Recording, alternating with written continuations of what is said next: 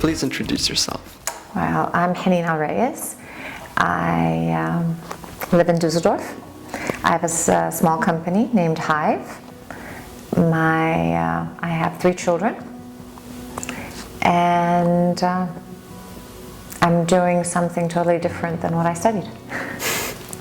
What did you study? I studied architecture and environmental science in the US, 5 years, and then I returned to Kuwait and worked as an architect for 6 years. Then I decided to go to the Architectural Association in London to do my master's in architectural theory.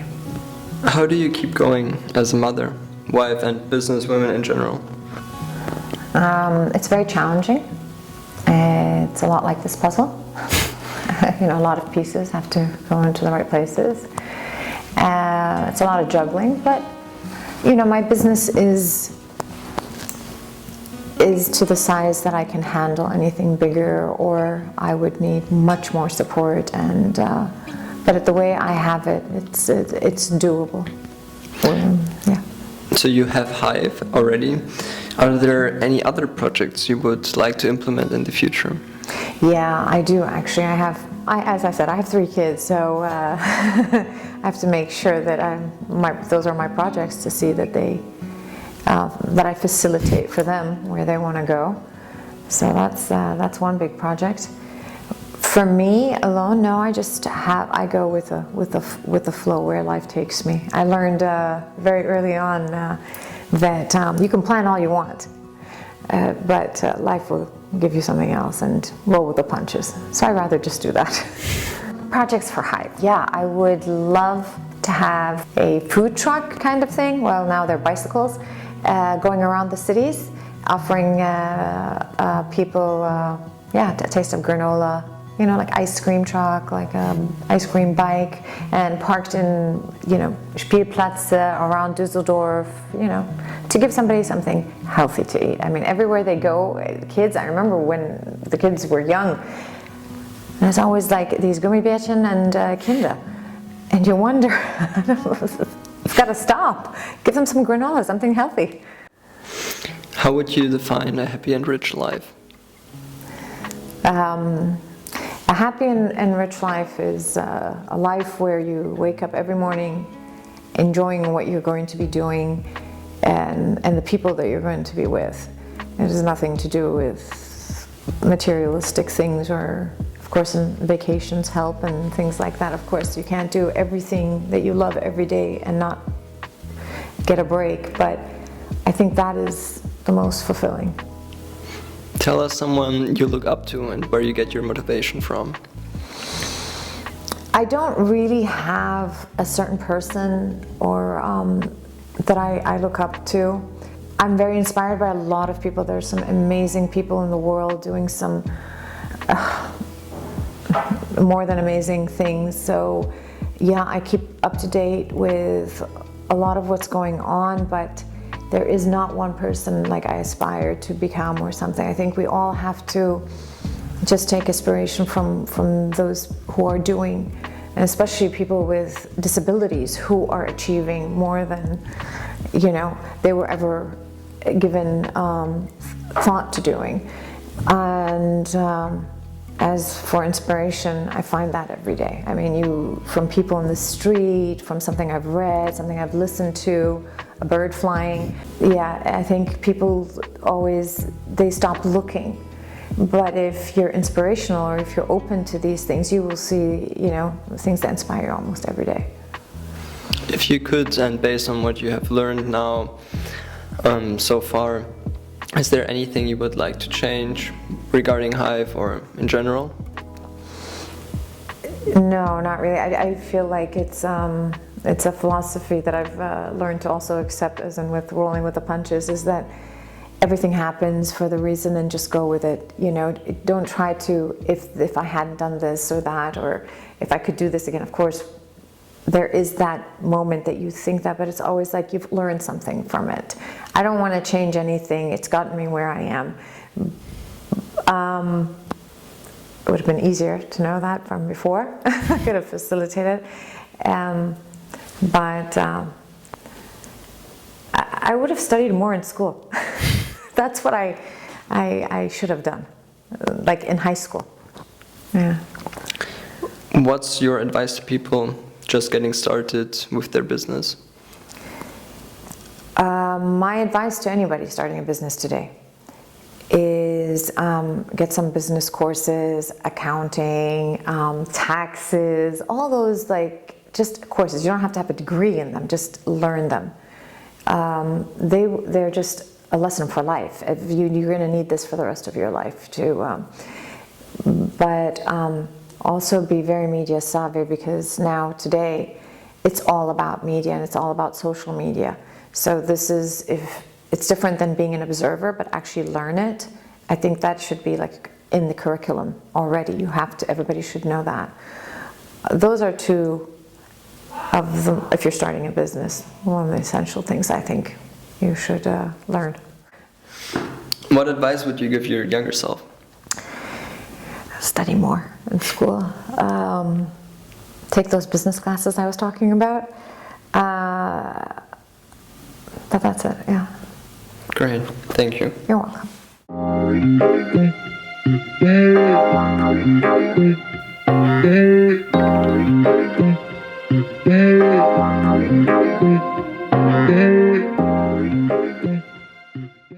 The journey actually it started as soon as I had kids. As soon as I had kids. Yeah. The journey started when I had kids, because then you start, well, for me personally, I started watching what I was eating, what I was going to feed them as well. So when you start looking up, then you start looking at labels. I didn't look at labels before, it's just you eat whatever you want. And so you want to give them a clean slate. You want to give them that. And I started I know this friend of mine who has treated me as a doctor in the UK, and he had written a book, and it was about a 3-week detox with a 4-week maintenance. So I was doing that, and then a cousin of mine gave me a challenge. She said, try no sugar. And I was like, well, I don't eat that many sweets. She's like, no, just look at labels and see how much sugar there is everywhere. Everything that you think is good for you. Okay?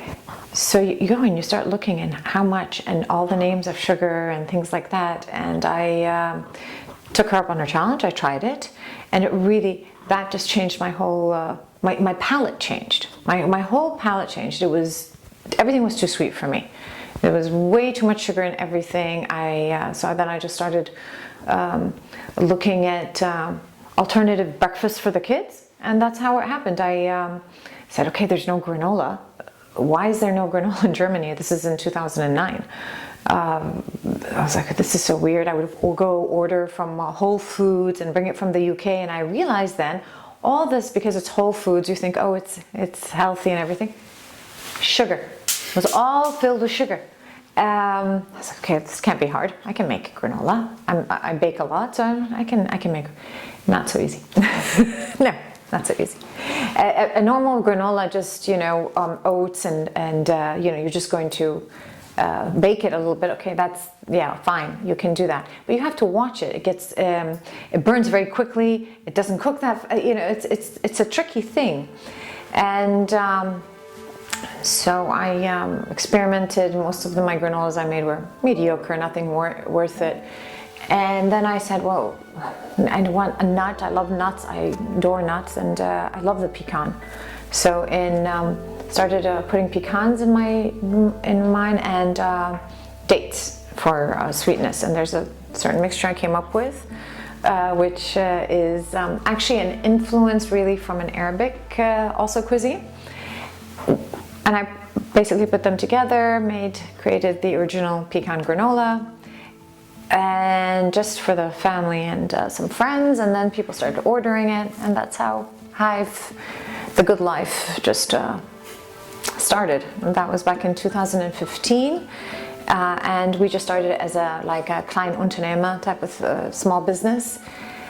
And as as the flavors grew, my husband's a lawyer, so he just said, let's make this into a GmbH, and in 2019, HIVE The Good Life became a GmbH. So what inspires you to come up with new flavors? Oh yeah, the flavors.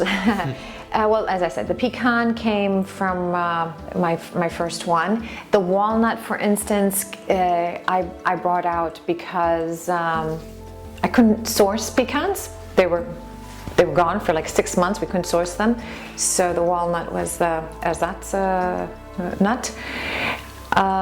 Peanut butter chocolate is because my daughter had asked me for a chocolate and a granola that was filling, and I wanted to go for a younger consumer. Then, yeah, this is my pistachio rose, for instance, came during COVID, when I just was really homesick. So it's got a lot of rose water and roses and things like that that are more from my background. And now we're releasing a sesame honey because it's a simple no-nut granola, after all my clients had actually requested something not so nutty for a change. So I listen, I get feedback, and that's how I get inspired. What does HIVE actually stand for? It's not an acronym for anything, but it is, HIVE is where the bees work and together, they collaborate to create honey for us. Well, not really, they don't know it's for us, but they, this working together towards a goal, and that's how I envisioned HIVE, that it started here, but it would be, it can be in another country. It doesn't really matter where it is, because you just work with ingredients and the people there, and so we all work together for HIVE, but that's the hives, the bees, the nature. So where do you see the future of HIVE? Ideally in my what I would like is to find like-minded individuals who maybe have a family or just want to work from home. Not really working from home, you have to have a bakery sourced, and who want to do something interesting and work towards making HIVE a real brand. I mean, right now we're just in Düsseldorf, but I find that the concept is workable anywhere. And instead of me being the source of sending it all over, instead just work with a bakery and create your HIVE. Speaking of the bakery, what is so special about the bakery that you work with? Well, it's in Südpark in Düsseldorf, so just the location alone, it's really very tranquil to go there. Also, it's a bakery that trains and hires people with disabilities. So with our team, we're 5. We have also to supervise 2 chefs because they're learning always also new recipes, or when we have a really big order and everything has to be packed at the bakery, this is something new for them to learn, and it might take them a little bit longer. However, it's just so satisfying working with people that are very inspiring. You walk in, they're very happy to see you, and it's genuine. It's genuine. It's nothing fake about it.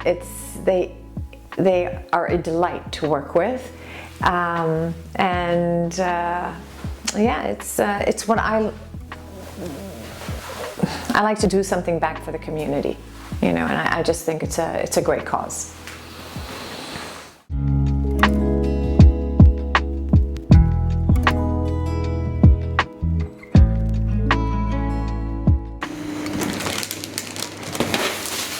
Mein Name ist André Salzburger. Ich arbeite seit 22 Jahren hier in der Bäckerei Südpark, bin gelernter Bäcker und Konditor und habe eine Zusatzausbildung zum Arbeitspädagogen. Wir sind ja bei der WFAA, der Werkstatt für angepasste Arbeit. Wie viele arbeiten denn in Ihrem Team? Bei uns hier in der Bäckerei arbeiten 12 Menschen mit Behinderung. Und was genau macht die WFAA? Die Werkstatt bietet Arbeitsplätze für Menschen mit Behinderung, wo in erster Linie die Rehabilitation und die Förderung im Vordergrund steht. Sie arbeiten ja mit der Firma HIVE zusammen. Ja. Wie genau sieht da Ihre Kooperation aus? Wie läuft das ab? Ja, die Firma HIVE hat tolle Rezepturen für Granolas entwickelt, die von Industriezucker befreit sind. Und wir stellen diese Rezepturen zusammen, die Zutaten, rösten die Sachen im Ofen und verpacken die dann entsprechend.